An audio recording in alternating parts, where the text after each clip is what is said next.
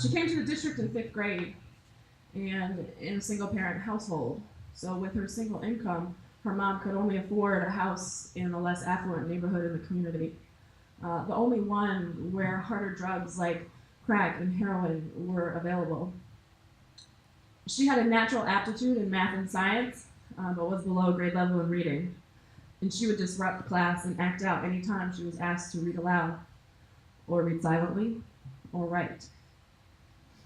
She had gotten to the district too late to get into the gifted and talented math and science program, but when a spot opened up in November, you better believe she got it. Not just because she was capable, but partly because when she was in the regular class, with regular math class with the other students, she was bored, and she would be the class clown and disrupt class. Sorry, I'm still on that one. Woo, thank y'all for that. She was what we call an upper elementary, a natural born leader, right? So our upper elementary and middle school teachers, you know what we mean when we say that, right? She could make friends in every classroom in her first year in that school, and she could make or break your day as a teacher. But there were days when she would walk into Mr. Plato's 5th grade class, disheveled, crying, and there was clear dysfunction for her outside of the school building. In 6th and 7th grade, she had truancy issues, refusing to go to school. So much so that her mom had to call the assistant principal, and he came out to the house. And he said, "You need to go to school." So by 7th grade, they had figured out that she really liked sports, and they figured out a way so that she could play sports. But in order to practice and play, you'd have to come to school. It came time for class selection for 8th grade, and she was recommended for Algebra 1 and high school earth science.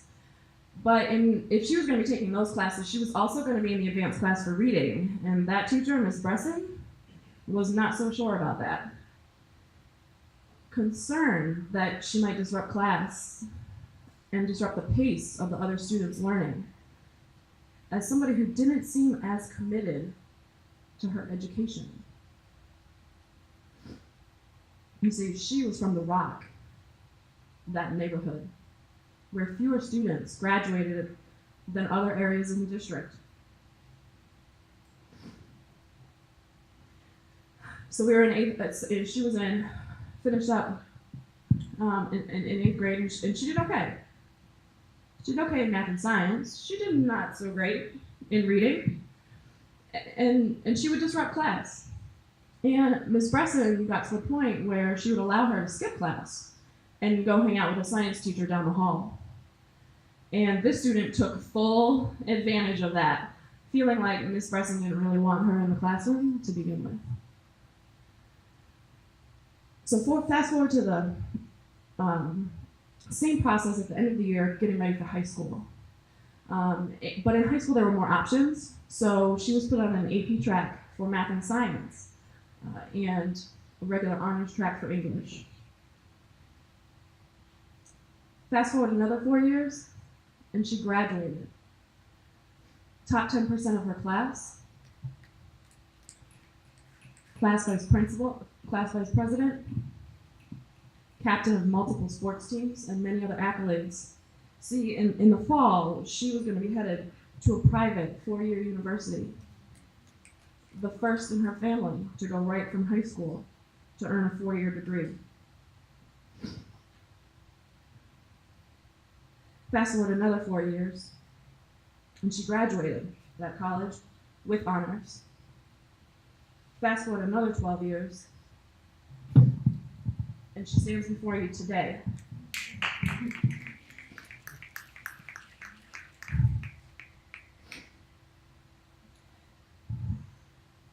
In community organizing, we talk about the story of self, us, and now. You guys still hear me? Cool. All right. And I tell this story, my story of self, and I tell it in this way because I'm hoping that some of you, and possibly many of you, are able to connect to it somehow. Because seeing the interconnectedness of our stories of self is imperative to being able to not only listen to, but actually hear somebody else's story. But I also tell this story, my story of self, in this way, because I know that some of you, and possibly many of you, didn't picture someone who looks like me when you heard the story. But we're going to get back to that later. The story of self gets better when our teachers and our community invest in us because of our potential and not based on our current situation. Like that 8th grade science teacher, Miss D, who saw my love of science and gave up what I now know was her precious planning time. And 12 years later, I was a science teacher. The story of self gets better, which takes us to our story of us. After working for 10 years, being a great teacher, and focusing on building other great teachers and great leaders, I started to realize that if we were going to close the opportunity gap, we needed more than just great teachers and school leaders. We needed policy that supported the great work I saw so many of my colleagues doing. So I got involved in advocacy, and I got trained as a community organizer. I gave my first testimony at the school board.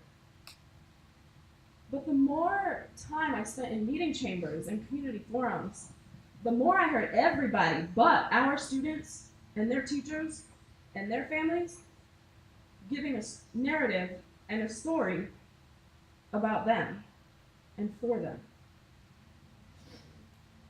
And I would think about the opportunity gap. This was our story of us.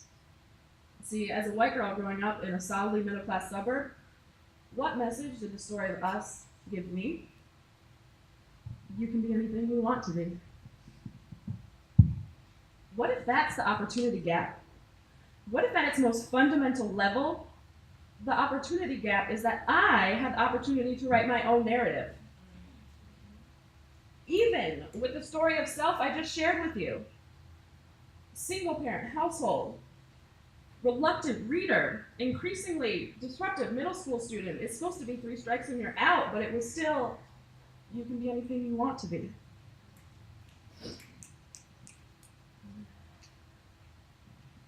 So what if that's it?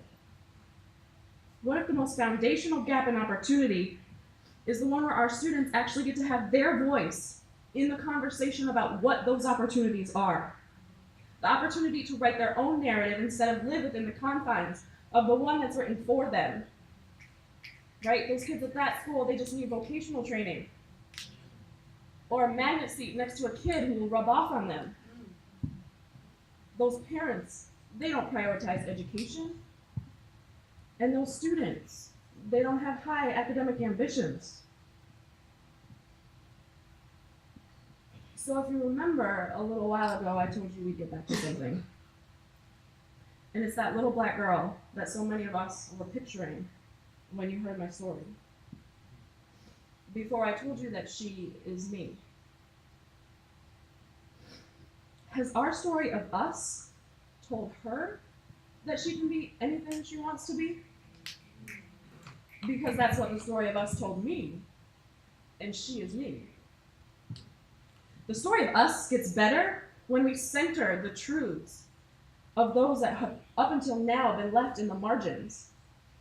The story of us gets better when we close the opportunity gap so that she can write her narrative just like me, because she is me. The story of us gets better, which gets us to the story of now, when half of CMS schools are resegregated by race, with 1 in 5 hypersegregated, where Black students account for 40% of enrollment but 80% of suspensions, and when 95% of the 33,000 students in schools where less than half of the students are on grade level are students of color. 95% of 33,000. Yeah, 95% of 33,000.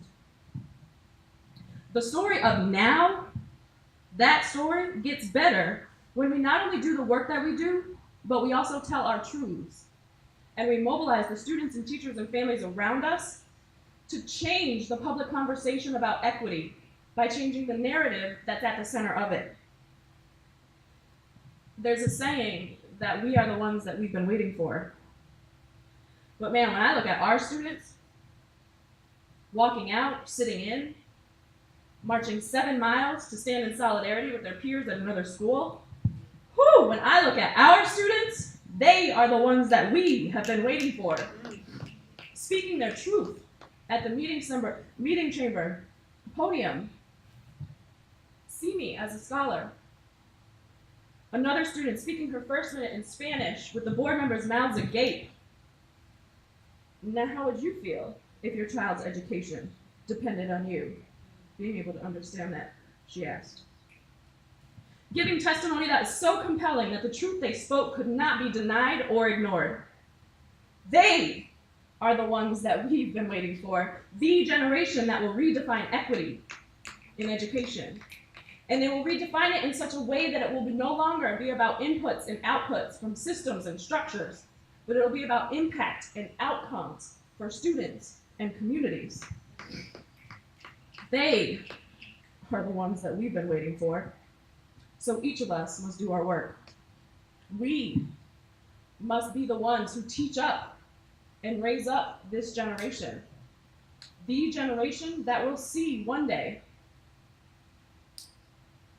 They are the ones that we've been waiting for. And as we elevate and amplify the story of the students and teachers and families around us, we must also raise our voice. Because it's going to take you, and you, and you, and you. It takes your voice, but the story gets better.